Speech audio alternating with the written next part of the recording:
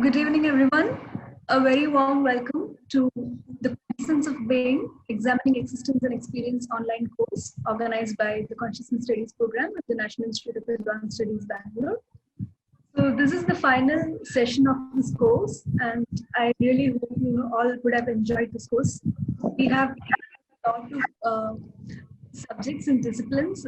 We have started with anthropology, gone through philosophy, psychology, literature, even medicine, to name a few. And today we have reached technology, which is the most fashionable and the most ongoing. So Hari will be speaking to us about machine learning, which is a very interesting subject. First of all, I want to thank Dr. Sukhi ma'am for letting all of the students and scholars at NIA CFP to come up with this course. And now I welcome to give the presentation. So a small introduction about Harikrishna. Harikrishna NV is currently a research associate in Consciousness Studies program at the National Institute of Advanced Studies, Indian Institute of Sciences Campus, Bangalore. His research includes experimental and theoretical understanding of learning algorithms, such as deep learning and machine learning. He also attempts to develop a theory of chaos-based learning algorithms. So a very warm welcome to you, Hari. Look forward to your presentation. Thank you, Meera. Thank you very much. So I will share my screen. Let me 1 second. Am I audible? Yes. Great. So you're able to see the presentation, right? Is it? Are you able to see the presentation? Yeah. Could you make it full screen? Yeah, definitely.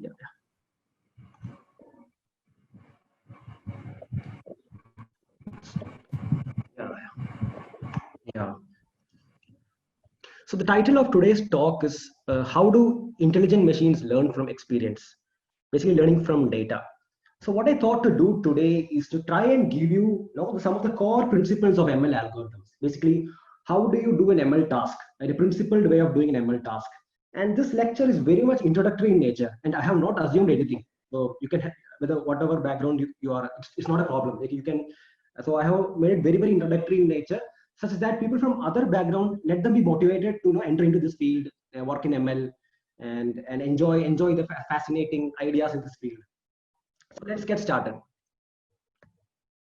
So in today's world, right, you can see that machine learning and deep learning are the new buzzword. And you can see, if you see the engineering trend, right, so most of the students are now moving towards computer science or branches that are connecting computer science and applied mathematics. And this is because of the tremendous applications of machine learning and deep learning in today's world. Starting from the right side, so you can see here, right, so here you can see this thing, right. So everybody has everybody has a Gmail account, and you probably, whether you know it or not, you are already using ML algorithms basically.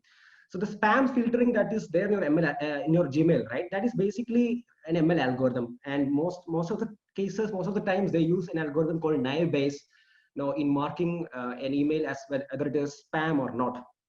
So whether we know or not, we are already using this ML technology in our day-to-day life. The second most interesting thing that I found is that, this is a news from MIT.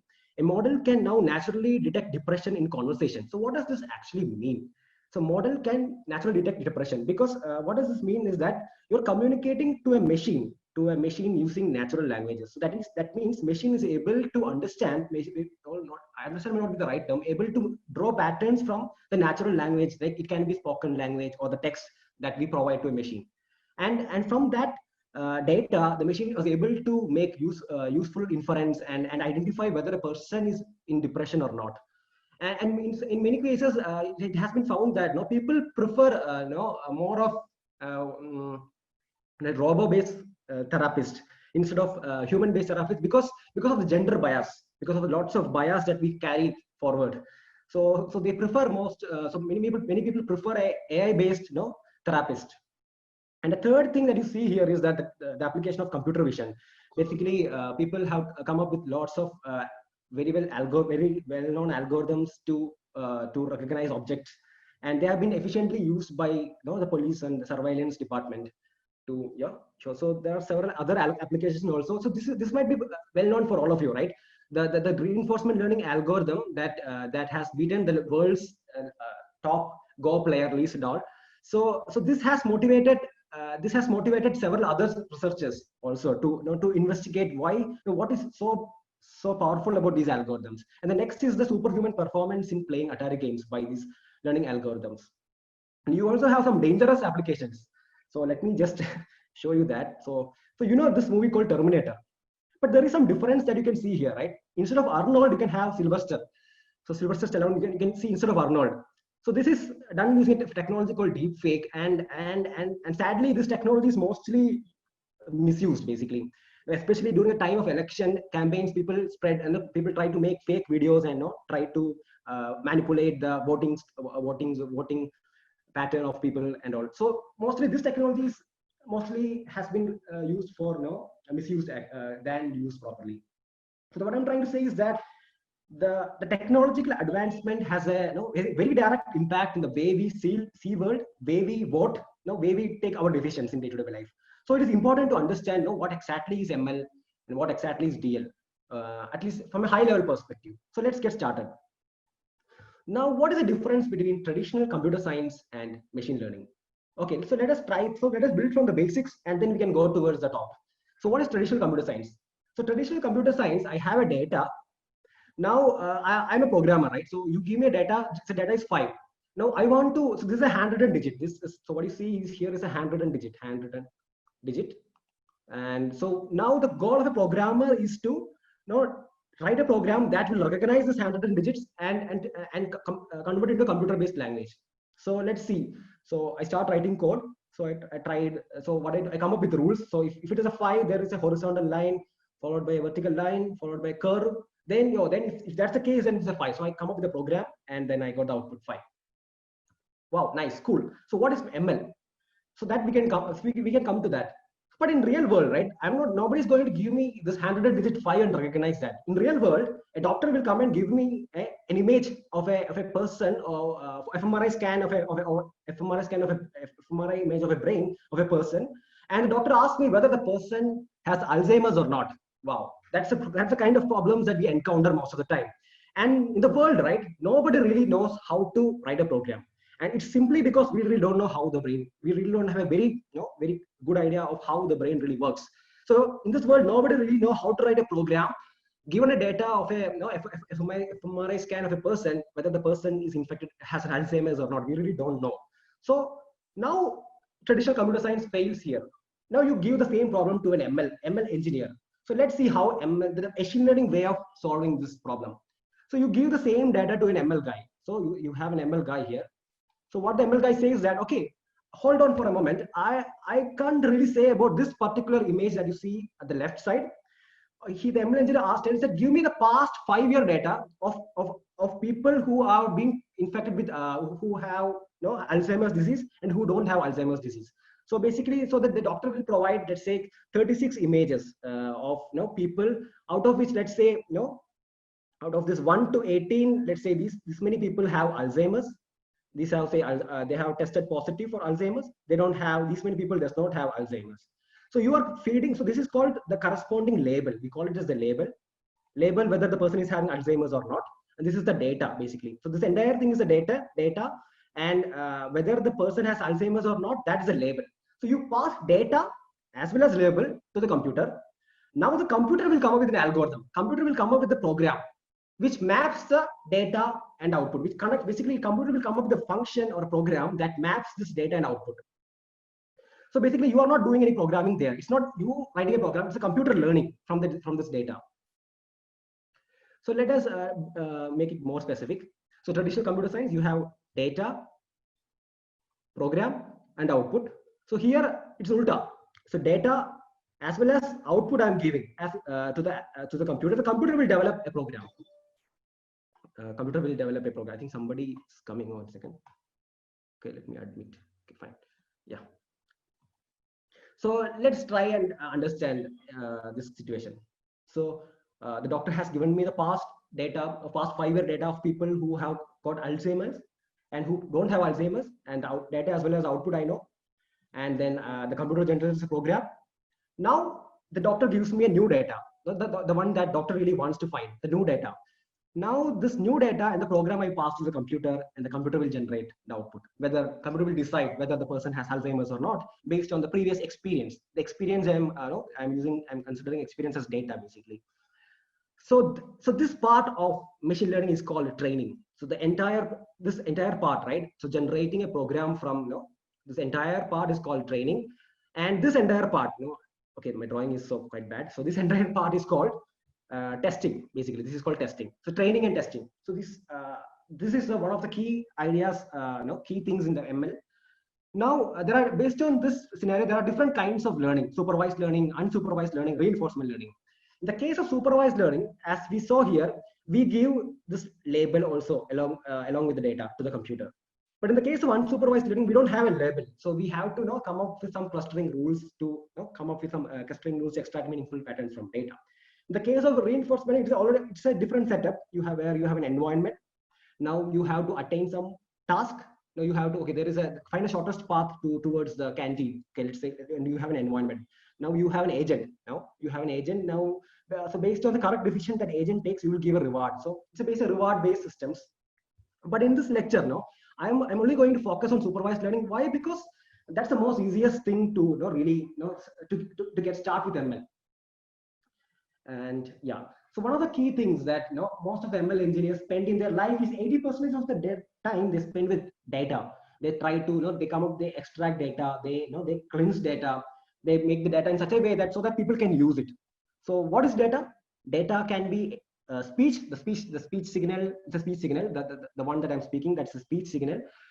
It can be an image, it can be an ECG signal, it can be DNA, it can be the genome sequence of the SARS, the virus responsible for COVID-19, the SARS-CoV-2 virus responsible for COVID-19.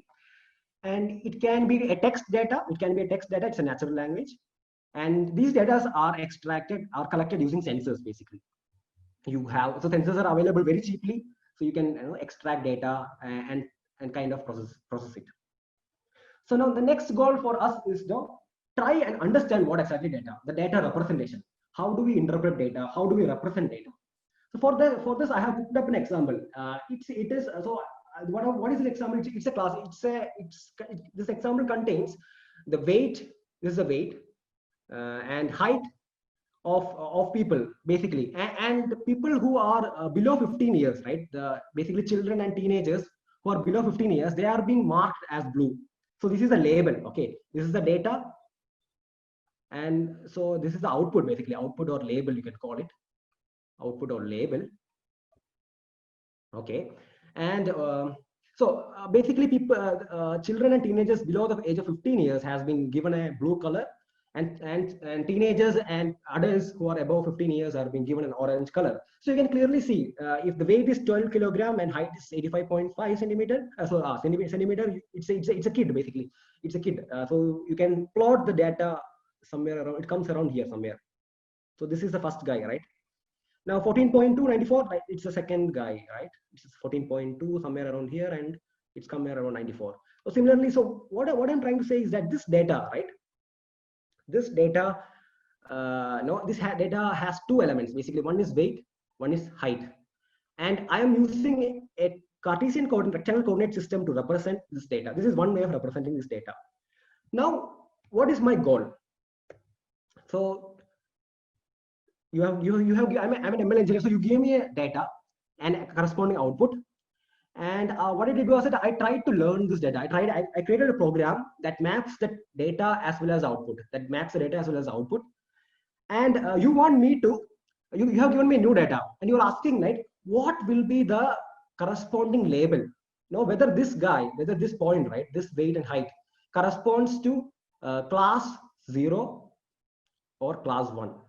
Remember, class 0 is nothing but kids and teenagers below the age of 15 years old, and class 1 is nothing but teenagers and adults above the age of 15 years. So you want me to predict that whether this guy, right, this point basically, this point corresponds to the weight and height of a teenager who is below 15 years, or an adult who is above 15 years old. So that's the goal. So this is called a test data, right? So now I come up with a program, and then I'll try to predict. So let us, and this is called training, and this we have already seen that. Okay, anyway. So let us come up with a very, very simple algorithm to solve the height and weight problem, the weight classification problem. So this problem is called classification problem. Why classification problem? Because you're mapping the data to discrete classes, like class 0, class 1. So since the problem has two classes, that is class 0 and class 1, it is called a binary classification problem. So let us play a game. So this is the first algorithm that we are trying to come up with. So the goal of this game is that identify the profession of two individuals, A and B. So the individuals are here. Okay, this is individual A and individual B. And okay, and the rule is you only know the profession of 5 people with whom A and B spend their maximum time. So let's consider this A, right? So A spends most of the time with the physicist, astrophysicist, a chemist. This is I think this might be maybe a computational drug designer or someone. Okay, I don't know. This can be a data scientist. Okay, and B spends her most of the time with a police officer. This is also some other police officer, and this may be a lawyer. This is a lawyer, and this is another police officer. So now, what do you think will be the profession of A? Any guesses? Anybody in the audience? I don't know. Nobody's there, I guess. 1 second. Yeah. Any guesses? What do you think will be the profession of A? Oh, I think some messages are there, I guess. Yeah, scientist. Oh, nice. Wow, cool. What do you think the profession of B? Jet. Oh, jet. Okay, nice. Okay, so why do you think? Okay, why do you think the profession of A is a scientist, and why do you think the profession of B is a police? What is the assumption that you had? Why did you assume that it is a scientist? Oh, it can be thief. Okay, nice. So okay, why did you assume that? So there is some assumption that we made, right? And right now, so I think most of us are new to ML, but we are able to extract meaningful patterns from data, right? So yeah, I think somebody raised their hand, so maybe you can unmute them. Yeah, I think somebody raised their hand, I guess. Okay, yeah, we can carry forward. Okay, so basically we had some assumption. Now we assumed something. What is the assumption? Basically, the people I interact with, I am okay. That assumption we can come to. Okay, but I really like the Rakesh thing. That just thief can be thief. Okay, let us come up with an algorithm. So the assumption is that you're the average of 5 people you spend the most of the time with, right? So this is the assumption. That what I'm trying to say is that every model, right? Every model that you see in the world has some assumption. And the assumption here is that since you are spending most of the time with like scientists, you may be a scientist. So that's the assumption. And since you're spending most of the time with police, you may be a thief, or you may be a police officer. Since so that is the assumption. So every ML algorithm, right, has some assumption, and it is important to know the assumption. And so I will come to that point, and in a couple of slides. It's very important to know the assumptions for a better prediction and to explain for better explainability. So and this is how the first algorithm that we are going to learn. So it's the k nearest neighbor, and this is exactly the same as the game that we played. So the algorithm is very simple. Given a test data, what I'm going to do is that I'm going to take this test data and compare with. So let's say this is the test data. Okay, it's somewhere here, right? I'm going to put it here. So I'm going to compute the distance of this test data from this guy, all of these samples, and I'm saying that which of them I'm closest to, right? So I'm taking this test data and comparing the distance with all of them. And if I'm closest towards this guy, so that means I belong to class 0. The same thing. If I'm closest to people who are scientists, then I'm also scientist. That's the assumption of that model. So k nearest neighbor also makes a claim, or makes an assumption that my label depends on the guys on the points on the nearby neighbors, because I'm nothing but the average or the labels.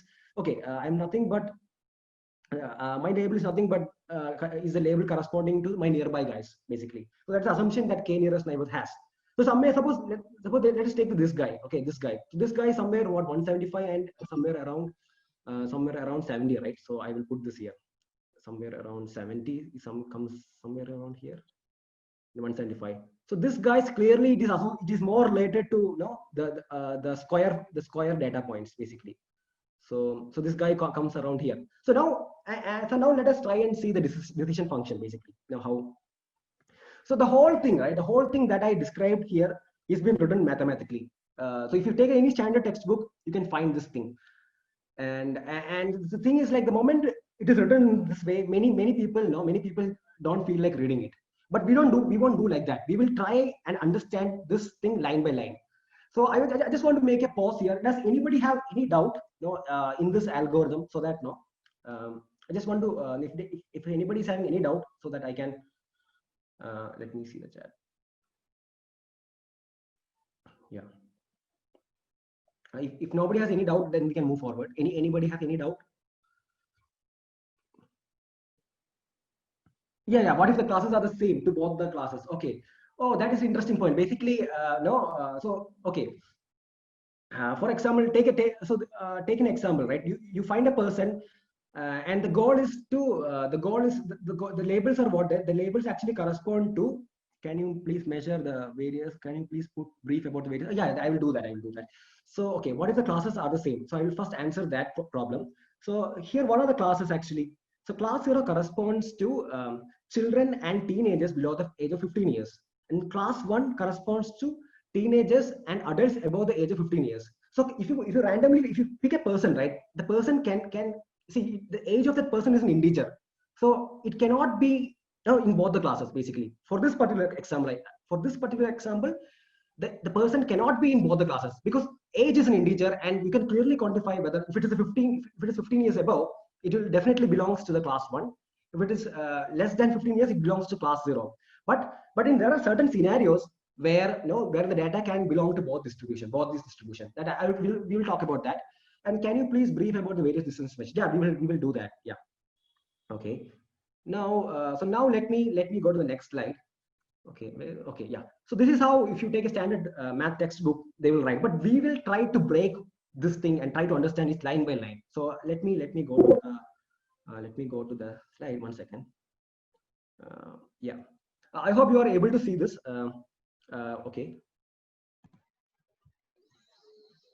Let the training data xi element of r power 2 and its corresponding labels yi element of 0, 1, where I is an element of 0, 1, etc. up to n.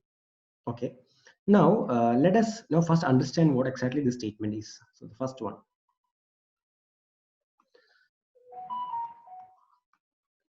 Here, the data is represented as a matrix where the first column corresponds to weight and the second column corresponds to height. Now we have W0, H0, W1, H1, etc. Wn, Hn. W0, H0 is the 0th instance, is the 0th weight and height of 0th person basically. So I denoted by, this row is completely denoted by X0. W1, H1 is the weight and height of first individual, first person. Now Wn, Hn is the weight and height of the nth person basically, and I denoted by Xn. So here X0 represents the weight and height of 0th person. So this is a vector basically. X0 is a vector containing weight as well as height of the 0th person. And this vector has 2 elements in it basically. So that's why I write X0 is an element of r power 2. R power 2 will actually span the entire 2D plane. This 2D plane, right? Any point in this 2D, r power 2 spans all the points that you can see in the 2D plane, and X0 is a single instance in that 2D plane. It's a single point in 2D plane, and that's why I have written it as X0 is an element of r power 2. Or in other words, in general, I can write Xi is an element of r power 2, where I is varying from 0 to n, basically, the 0, 1, 2, etc. up to n. So the 0, 1, 2 indices represents, it represents a number of individuals that we consider in our data set D. So that is why I is varying from 0 to n. So this data can be together represented as D equal to X0, Y0. So X0 is nothing but, which we have already seen here, X0. And Y0 is a corresponding label, whether it belongs to whether it belongs to class 0 or class 1. So, and remember, Y0 can take Yi or Y0. Yi in general, we can say Yi.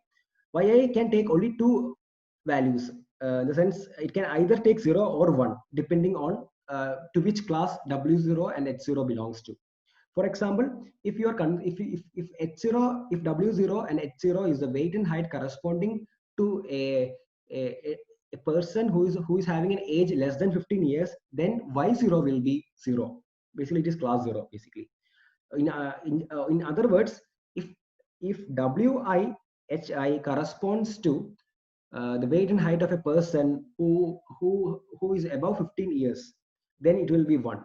If it is below 15 years, it will be 0.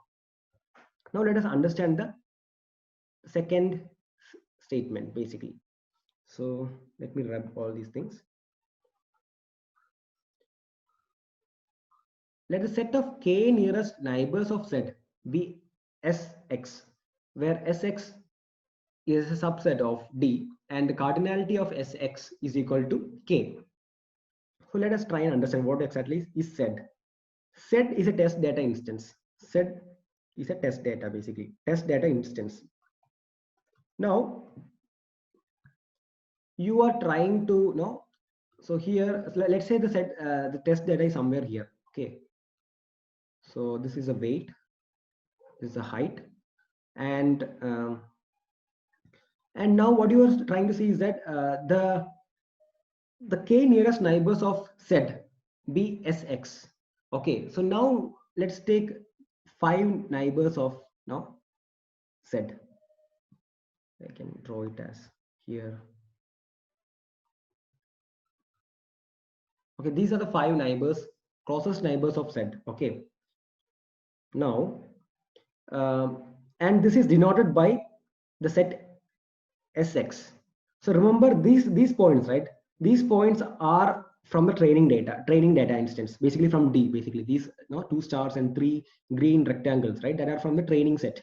Now, so the closest point of Z in the training set are these 5 elements that you see here, 5 points that you see here, and the set Sx is can be written as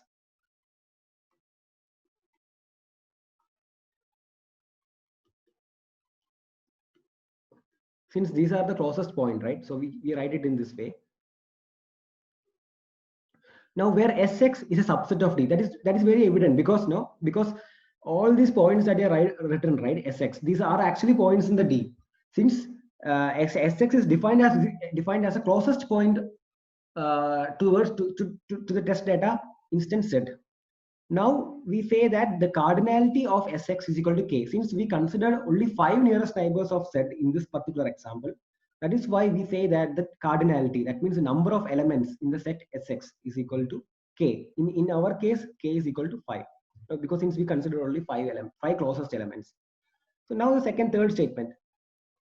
For all x dash comma y dash element of D not in Sx. So what does this mean?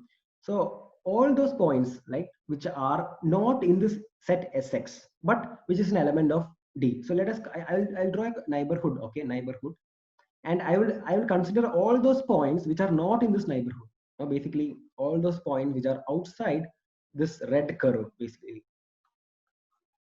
Now also, and that points I represented it as x dash comma y dash. X dash is nothing but it contains w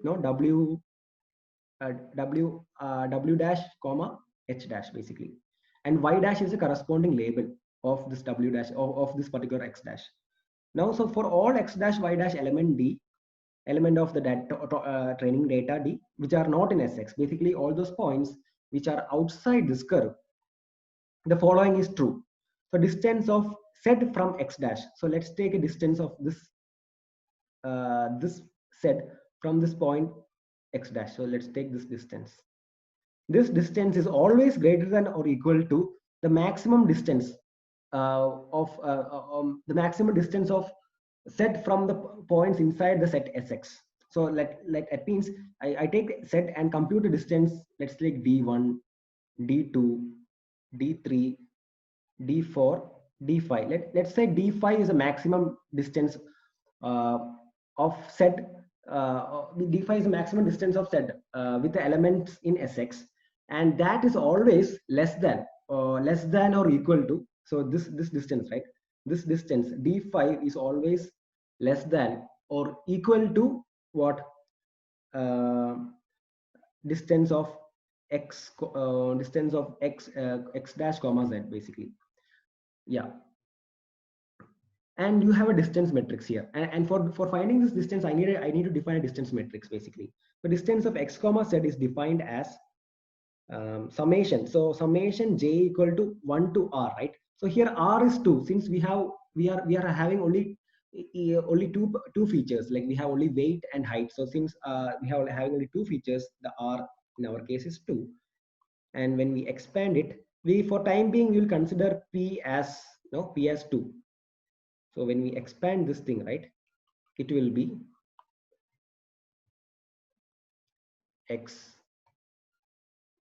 x0 or x1 minus z1 the whole square plus x2 minus z2 the whole square, whole no, the square root of this thing, the square root of the entire thing. So this is our distance metric basically, distance of x comma z. And since we have used p equal to 3, p equal to 2, that's why we took the square root, and we also took the square inside the root. If you give p equal to 3, then it will be cubic root of x1 minus z1 the whole cube plus x2 minus z2 the whole cube. And so yeah, now the important question comes. Now the important question here is how did I choose k? So what is the rationale behind choosing k equal to 5 in the example that we saw just now? So for that we have to understand the principled way of doing machine learning. So and you have given a data set, and if you don't have any additional test data, then what we do is like we split the data into training and testing. So once we split the data into training and testing, we will make sure that the test data is separated from the training set, so that no, we don't use the test data again for computing the best model. That means once we have split it, we will just imagine that we are burying the test data. Now we are putting it aside. Now we will only use a training data, which is 80% of this in our case, and we will split the training data into training and validation. And we will find out the performance. So we will choose a model. So we will choose a model. So in our case, in our case we have to choose a k, right, which performs well. So we choose. So there are for the following values of k equal to 1, 3, 5, 7, 11, 9, 11, 13, etc. We choose the value. Initially we choose the value of k as 1, and we train using this particular value of k, and we test the model using this validation data basically. Now we will for the same value of k, we will use another chunk of training data. So the red color thing, right, that you see here, another chunk of training data we use for training, and we will test on the validation set. So remember, so I'm training from the scratch when I do the second time. Now I am doing for the same value of k, that is k equal to 1, I will use another chunk of data for training, and I will test my model, evaluate my model on the validation set. So now I have three performance in this case: performance 1 for this particular validation data, performance 2 for this particular validation data, and performance 3 for this particular validation data. Now I will compute the average performance. So in this case, since I am using the 3, I will compute the average performance in all these cases, and yeah, and I will store this value basically. So this is the for k equal to 1, the average performance for k equal to 1 basically. K equal to 1 average performance. I will store a particular value here. Now for k equal to 3, I will do the same thing. K equal to 3, I will do I will do a training, and I will do and I evaluate the model on the validation. And again, for the same value of k equal to 3, I will use another chunk of data for training and evaluate on this particular validation data, and use another chunk of data for training and evaluate on this particular validation data. So remember, each of this time, right, the training I'm training from the scratch. I'm not using the training results of the first one to evaluate the second. No, I'm not doing that. I'm training from the scratch. So for k equal to 3, I will get an average performance, right? Similarly, k equal to 5, I will do. K k equal to k equal like that. I'll do for several values of k. And since I am doing this 3 times, it's called threefold cross validation. And the main purpose of doing a cross validation is to find a very good value of k. Basically, k is called hyperparameter, a very very good value of k for which the model performs well. So in our case, so let's take k equal to 1. K equal to 1, we have used a measure called F1 score. We will come to that. What exactly is F1 score? For k equal to 1, we got around 0.6 and 5. For k equal to 3, we got somewhere around between 0.75 and 0.77. And for k equal to 5, we got somewhere above 0.825. And like that, for k equal to 11, we got the maximum value. So now, once we receive the maximum value, so once we obtain, now this is the best value, that the best hyperparameter that we can get, then what we do is we choose that particular value for testing. That means once all this is done, we will retrain using the entire 80% data. Now we will retrain our model. So model is nothing but the k nearest neighbor classifier. In our case, we will retrain the k nearest neighbor classifier using k equal to 11, using the full 80% training data, and evaluate only once on the test data. Remember, this is the most important thing. We should not adjust our model on this particular test data. Test data should be visited at the last. And if you are doing other way around, right? If you are adjusting the model based on test data, then our model become biased, and it can lead to problems like overfitting. And for a new data, it may not perform well. So remember, whatever best value of k that you get while doing cross validation, use that and test it only once on the test data, and that is the remaining 20% data. And this is one of the key principles in ML, in machine learning. So okay, 1 second. Yeah. So there are different performance measures that we have. So now let's go back to the k nearest neighbors example. So we have k equal to 11, right? K equal to 11 was the best one. In this case, you can see k equal to 11 gave the best performance. So you go back to the k nearest neighbors, and what you do is that you take this test data, you compute the distance of this test data to all the points, and see the closed 11 neighbors you take. So in this case, the closest neighbors are nothing but these points only. So if you compute the distance of this point comes somewhere here. The neighbors are here. So you say the label of this particular data is class 0, basically. So that is what you can clearly see in this figure. So I have made it I have already done that thing here. So this particular points, right? This blue stars with a black border, they are the training data corresponding to class 0. Similarly, the orange data points with black border are the training data points corresponds to class 1, and this blue stars with red border, red edges are the test data. So these are the test data corresponding to class 0, and this orange square with red border is a test data corresponding to class 1, basically. So now using KNN, so somebody is in the waiting room, I guess. So in the KNN, so once you use a KNN, this is the result that you get. So for this particular data, you correctly say that you correctly predicted this belongs to basically class 0. And this also belongs to class 0. This is also correctly predicted. But this guy, right? This guy is actually belonging to class 1. This guy actually belongs to class 1, but I incorrectly predicted as class 0. So what you see here, right? This is the decision boundary.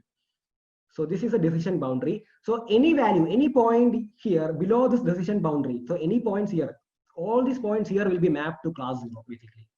And all the points above here, like these squares, right? All the points above here will be mapped to class 1.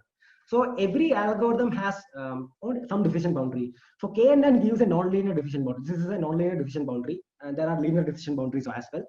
So this is the performance. So the performance for the test data is 0.75. 0.75. So why this 0.75? Because you have so many misclassification, right? So this guy, right? This guy actually belonged to class 1, but we got misclassified as class 0. And here also you can see a misclassification. And so yeah, so this is a misclassification. Then here this is a misclassification.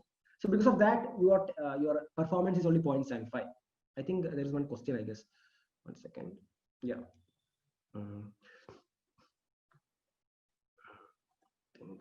Okay, fine.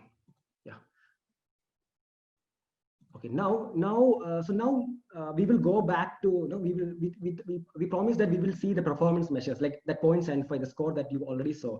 One second. Yeah, this score, right? This score, this 0.75. So what exactly is this score? So now it is important to understand how do we decide the performance of a classifier or a machine or a classification task. So basically, you have some test data, machine. So ML based prediction. So machine learning has predicted some label like 0, 1, 1, 0, and you have the true labels. The true label, the clear labels, in the sense that there's a human who manually went and took the correct labels. So that is, let's say, 1, 0, 1, 0, 0, 1, 0. So that means this is the actual label. So this is the actual label, and this is the label that is predicted by the ML. So clearly here there is a mismatch. Here there is a mismatch. Here there is a mismatch. Here there is a match, mismatch, right? So now how do we quantify this mismatch? So, and you can nicely quantify using something called confusion matrix. So this confusion, right? This confusion that ML learning algorithm has, that can be nicely portrayed in this confusion matrix. And I will take a simple example to explain you that. So basically, so this is the true label here, true label. This is the predicted label. So the first entry that you can see here is that it's called true negative. Basically, your true label is negative, and your predicted label is also negative. So that means it is, for example, this lady. So I have designed an algorithm, which by seeing the image of people, whether the algorithm will say the person is pregnant or not. So here the doctor says that you are not pregnant. Basically, you're not pregnant. And that is true. So the true label and the predicted label matches. So it's called true negative. The true label is true label and predicted label match. It's called true negative. And here in this case, you can see that this lady is actually pregnant. So this lady is actually pregnant, and the doctor predicted that she is pregnant. So this is called true positive. So the prediction of the doctor as well as the prediction by the ML algorithm is also the same. It's called true positive. And in this case, right, this lady is actually pregnant, but the doctor says that she's not pregnant. So it's called false negative. So the actual label of this particular lady is positive, but she has been falsely identified as negative. So it's called false negative. And in this scenario, right, in this scenario, you have a sumo fighter. So the doctor mistook him as being pregnant. So this is called false positive. So falsely, this guy has been considered as pregnant or positive. It's called false positive. So yeah, this thing can be captured, right? From this confusion matrix, you can actually compute the accuracy. So accuracy is nothing but true negative and true positive divided by the entire thing, divided by the entire sample. So that means how out of the total samples, how many are correctly classified. This is what accuracy means. And precision calculate that. So true positive by true positive by true positive plus false positive. So this is true positive. So true positive by, and this is again true positive plus false positive. So a good classifier, right? A good classifier should have no false positives, basically. So basically, the precision becomes maximum when true positive, the denominator is equal to the numerator, basically. That means false positive, when you solve it, this will cancel, you get false positive is equal to 0. So a good classifier should have no 0 false positive. And similarly, you have something called recall. This will take into account of false negative. So this is true positive, again true positive by true positive plus false negative. A good classifier, right? Good classifier has false negative 0, basically. So basically, a good classifier is one where both these entries are 0, like good model or good classifier. And so sometimes accuracies need not be a good. So using accuracy as a metric, right? It need not be a good metric in general, because if your data is imbalanced, then this can lead to like various misinterpretation of results. So basically, we use FN score. It is nothing but the harmonic mean of precision and recall. Yeah. So I don't want to go into detail right now. So now we can come up with you can see another algorithm, perceptron. So perceptron was the first artificial neuron. And the assumption of perceptron, so it's important to know assumption. The assumption of perceptron is that given the data, you can find a line or a plane that separates the data, basically. So it's a linear classifier. You can always find a line out of so you can actually draw infinite number of line. Out of the infinite number of line, perceptron will find a particular line that separates these two data. So for example, in this case, right, the stars are class 0 and the square as a class 1. And you want to predict the label corresponding to the red guys.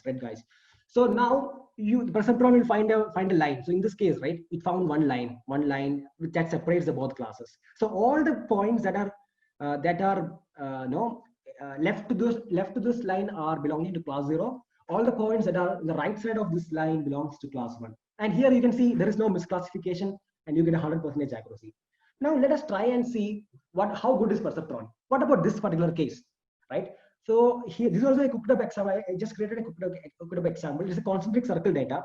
So again, class 0, the class 0 is the blue stars, and class 1 is the square, and you have the test data. Now, one second. Okay. Now what you're trying to say is that for this particular data, how do I perform? 1 second.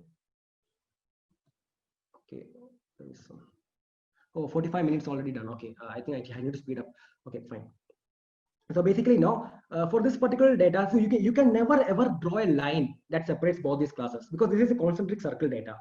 So that is why everything is being classified as blue.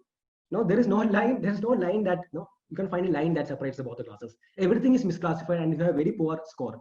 So you say that, oh, this is a very bad algorithm.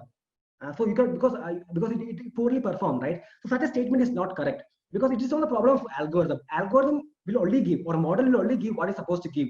It is a problem of the assumptions that I made. I assumed that the data is linearly separable, but in reality that is not true. So now what I can do, so since now I go back to see so whenever an algorithm does not work well, go back to the data and check the assumption. What are the assumptions I made? So here the assumption I made is that what is the assumption? Okay, the assumption I made is that the data is linearly separable, and it is not the true case. So now I go back to the data. Now I'll try and find ways in which can I linearly separate this data. So what I do is like I will map this data to the polar coordinate system, basically the r and theta. So I hope you know this, how to convert into r and theta. Basically, if you have a point here, right, a point x1 comma x2, you can find out the distance of this point from the origin or the center, or in this case from it's from the center. You can find the distance of the point. It is nothing but square root of x1 square plus x2 square r, and you can find out the angle, this theta angle. It is nothing but tan inverse x2 by x1. So I'm converting into this particular coordinate, r and theta. So there I can linearly separate. So again, I'm using a perceptron only. I'm using the perceptron. I got a 100% accuracy. So most of the time, it's assumptions that really matters. And there is something called no-freelance theorem. So in machine learning, right, it is very important. Machine learning, there is no one model that works best for every problem. The assumption of a great model for one problem may not hold for another problem.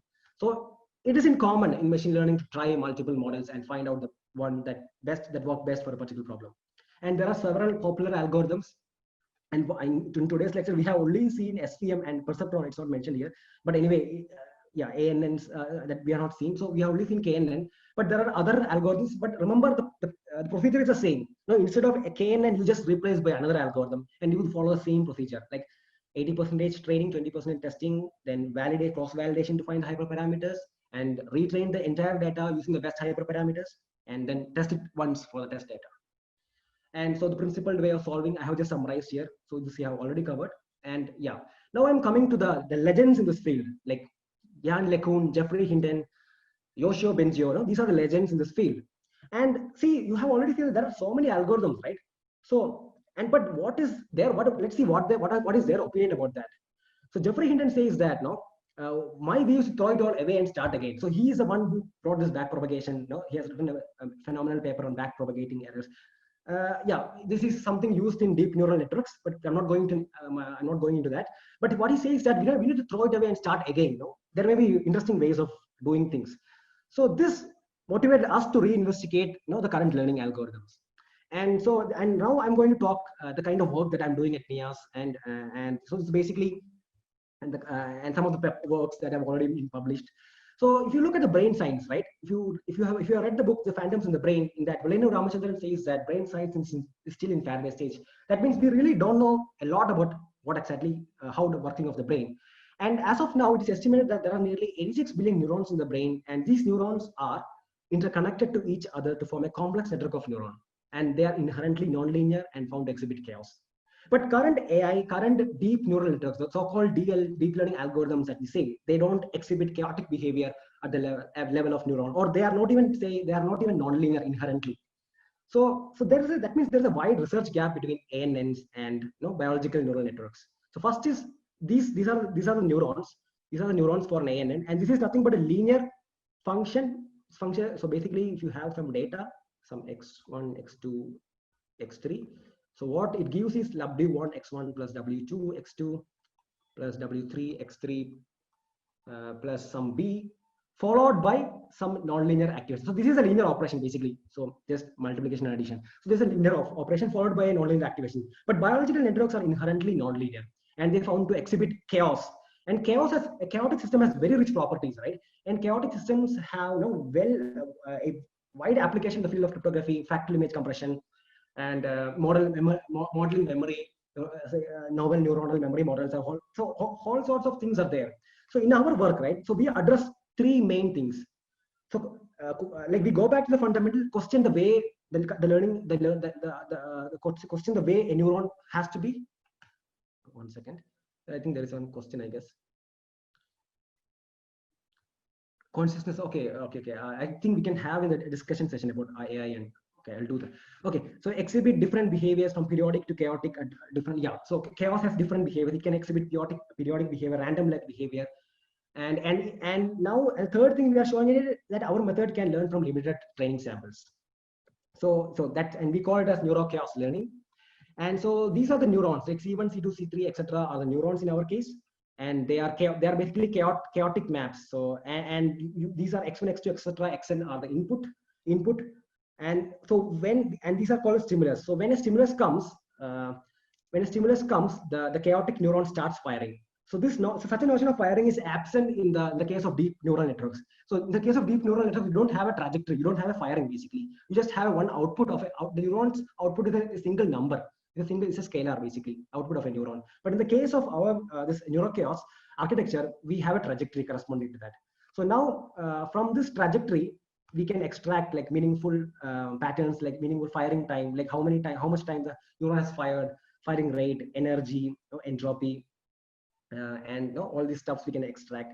And this can be used for classification. This can be used for modeling. This can be used for classification problems. I'm not going deep into all these things, but you can find our work like online. On any of these works you can find out online. And yeah. So what I'm going to try to give you is that so in all these things, the most important thing, that the takeaway message is that the method, the way that you have to do ML task. The common mistakes that people try and people do is that they don't do this hyperparameter tuning. So these are the key things I think at least you should take away from this lecture. And for this lecture, many of the ideas I have got from Professor Kilian Weinberger's classes. These are online. Even though I have not personally met them, but I have benefited a lot from Kilian Weinberger and Gilbert Strang, who's a professor at MIT, Gilbert Strang. So I would really recommend to all those guys who are interested in ML to get into this field, to go through their courses. They have a very rigorous course in ML. And 1 second, I think, there's something wrong, I guess. Discard, let me. No, 1 second. Okay, let me 1 second.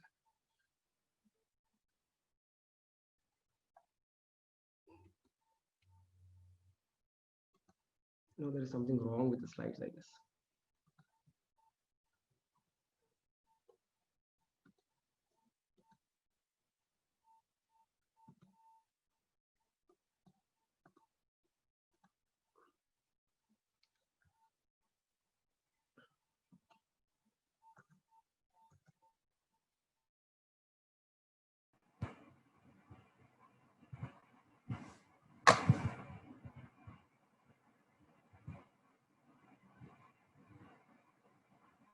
There, I guess. I'll just go back to this thing again. Yeah, so I think,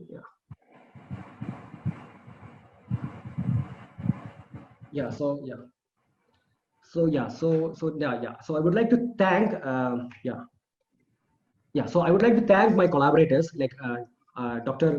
my advisor, Dr. Nitin Nagaraj, my Aditi, the PhD, our senior PhD scholar Aditi Katpalia, Professor Snehanshu Saha from BITS Pilani, And Dr. Pranay Yadav, who's a doctor, medical doctor, and by training, and who has a keen interest in neuroscience and wonderful debates discussion and debates. All these have helped us in our research. And yeah, and I would like to thank the entire NIAS ESP team, especially Sangeeta ma'am, for giving students an opportunity to present, and Tata Trust funding for funding my research in AI.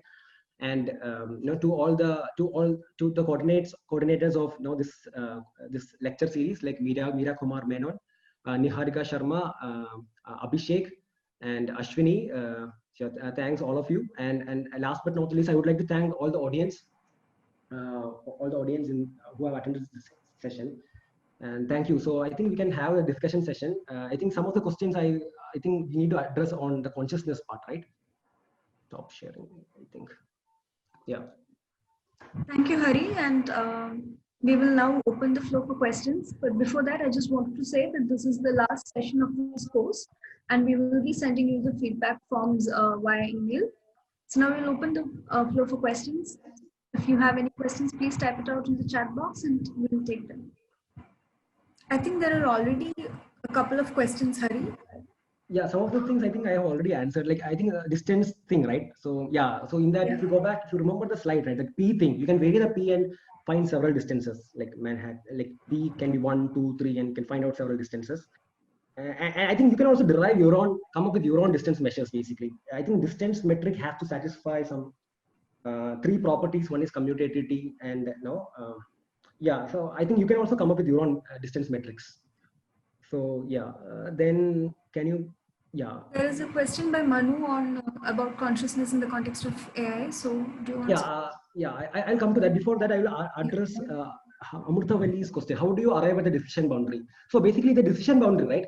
So once, for example, the case of k nearest neighbors. So once you fix the k, right? Once you find out the k, you can take a grid. You can create a grid and find out and take all the points in the grid, and you can do the same process. Like you can consider a small grid, take the first point in the grid and compute the distance of that point in the training set. Maybe in the case we took k equal to 11. So you take the first point and compare with the 11th closest point and see where you are, and then assign a particular color for that. So in that case, you can see at one point there's a transition happening. Yeah. And can you please, so that is a very good question. Can you please speak about consciousness in the context of artificial intelligence? We will ask Manu to maybe definitely. And if there is any specific context in which this question is being raised, maybe. Okay.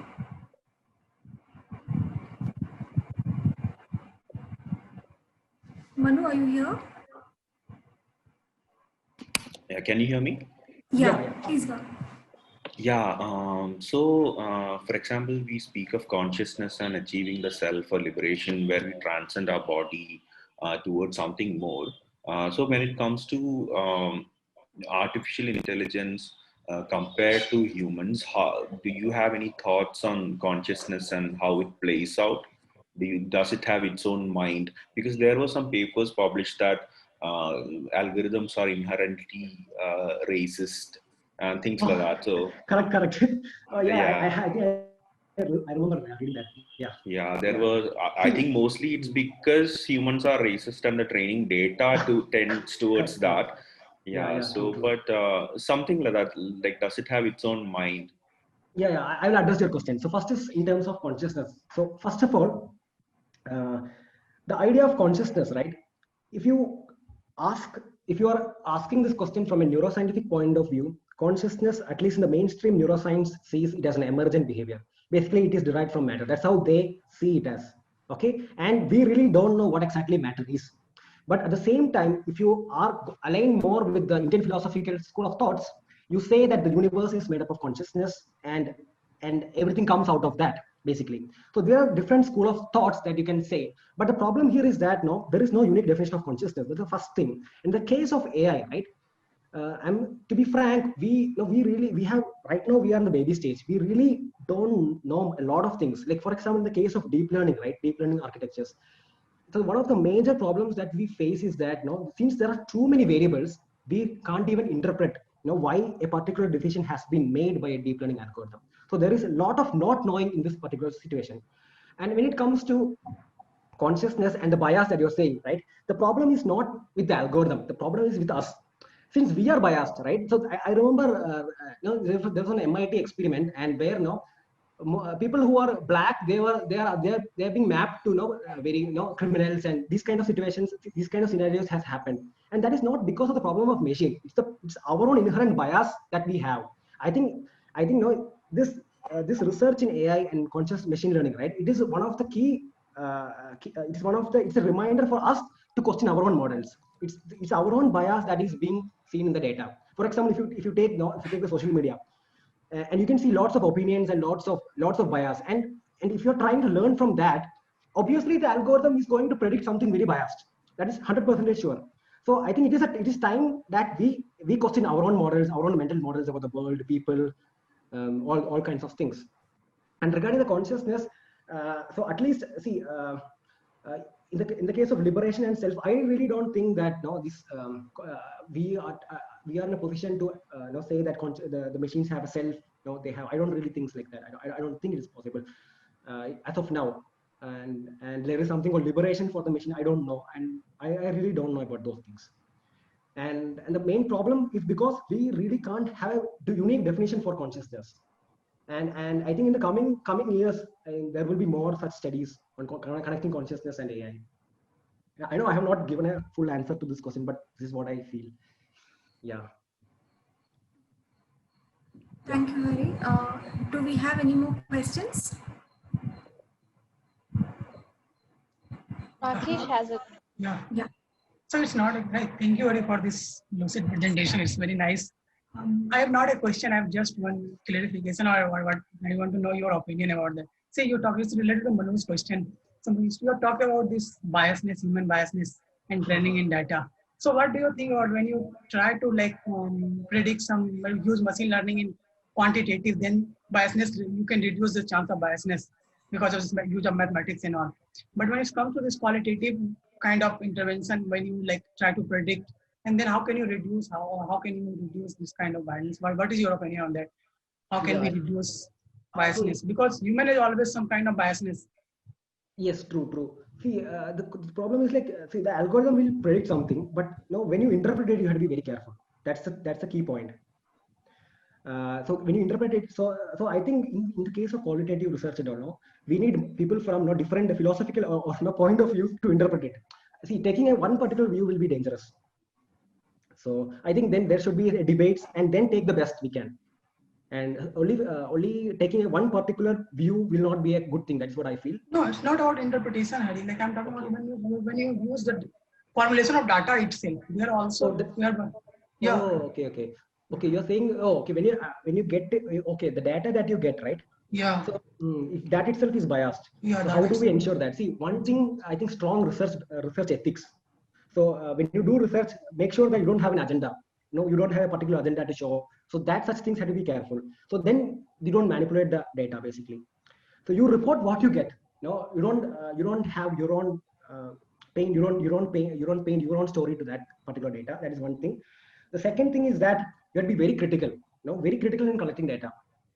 And how. So if even if you're using some secondary data, you have to be very critical. How would you get the data? What are the assumptions? And so basically assumptions. So we have to be very clear about that. I think that's one of the way in doing that. Basically, being more aware and being more critical and having strong research ethics. I think that those aspects should come from our end, right? From the end of researchers, I would imagine. Yeah. Thank you so much. Yeah, we have another question from Neeraj.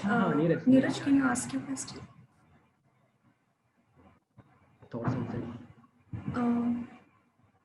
Niharika, can you? Yeah, my question is pretty much that itself. I would like to know that we have an algorithm and we have the process of machine learning.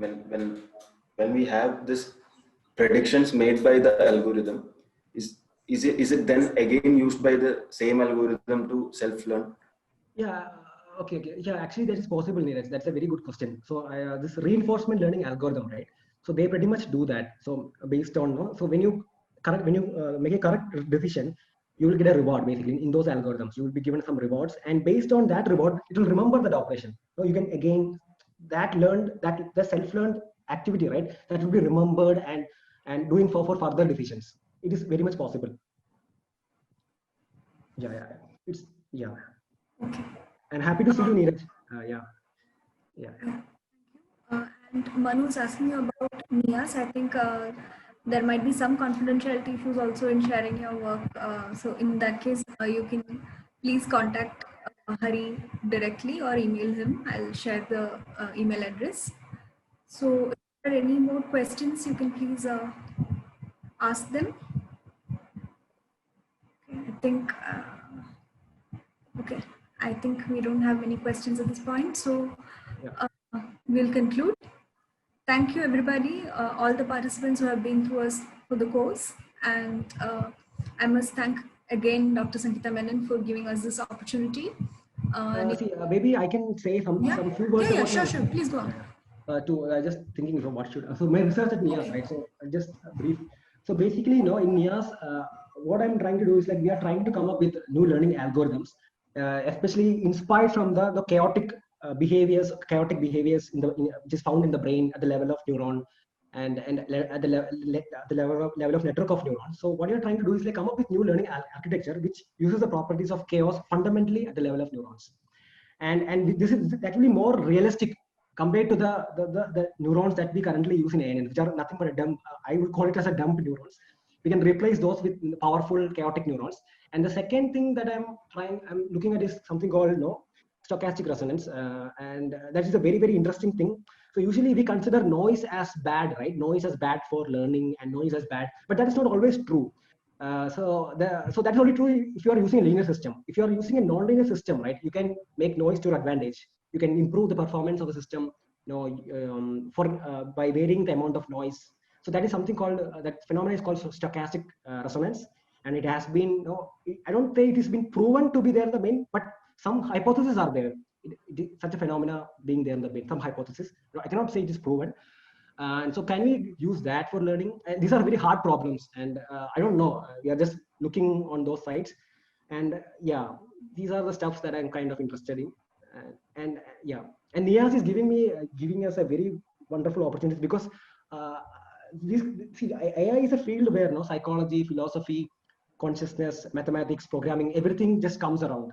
And NIAS is the right place for to interact with these kind of people. For example, people from psychology background, philosophy background, many people are there. So it's a very great learning experience in that way. Thank you, Hari. So again, I thank all of you for being here today, and Dr. Sangeeta Menon for giving us this opportunity, Niharika Sharma for having supported us throughout with technical support and all of that, and also Ashwini and Abhishek for documentation and publicity. So, and all the speakers who has been very kind to give us these talks, and all of you all for giving us these interesting questions and discussions. We will be opening the WhatsApp group as well for more questions and discussion, and we will send you the feedback forms today. Please do fill in those feedback forms and let us know what your responses are. So thank you everyone again. Have a good day.